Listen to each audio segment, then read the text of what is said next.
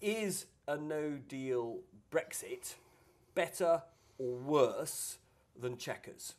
I think that Chequers is the worst of both worlds.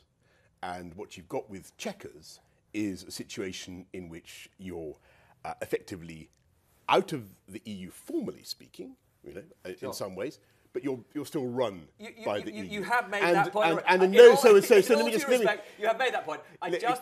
So to answer your question directly, a no-deal solution or a WTO solution, although it's not one I seek, and I think it's very unlikely that we'll have to go there. I don't think we will end up in a WTO solution, because I think the Super Canada idea is much, much better and much, much more attractive.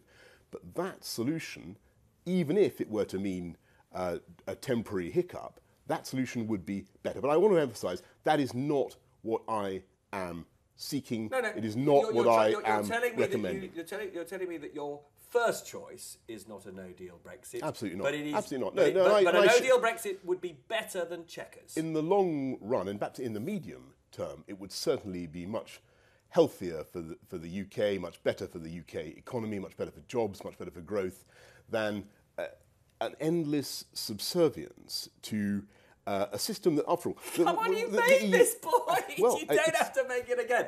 Well, I do worry, because you've asked me whether a no-deal Brexit would be worse, and I've been very frank with you. I don't think it would be worse. Great. So then there's a related question, which is, if you were confronted with Chequers versus staying in the EU, which of those is worse? Well, that's a very moot point, and I think that there is an argument, and I think there are some advantages of simply formally coming out in the way that Chequers does. There are some freedoms that we would gain, but on the other hand, you have to, forgive me if I make the same point again, and I hope you won't mind, but it will mean that we have not taken back control as people were promised before the June 2016 referendum. We will have forfeited control.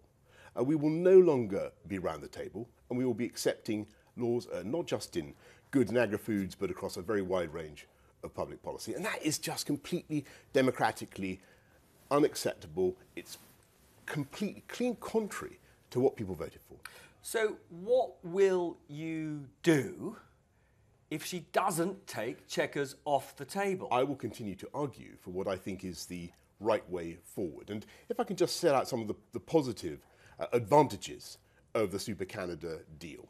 And these are the ones that the Prime Minister herself adumbrated at Mansion House and in various other speeches. If you properly take back control of your regulatory framework, then you can genuinely do big free trade deals around the world. But also, you have the power to make sure that growth industries here in the UK, bioscience, tech, whatever it happens to be, they are big data, they are protected from some of the badly designed, one-size-fits-all EU regulations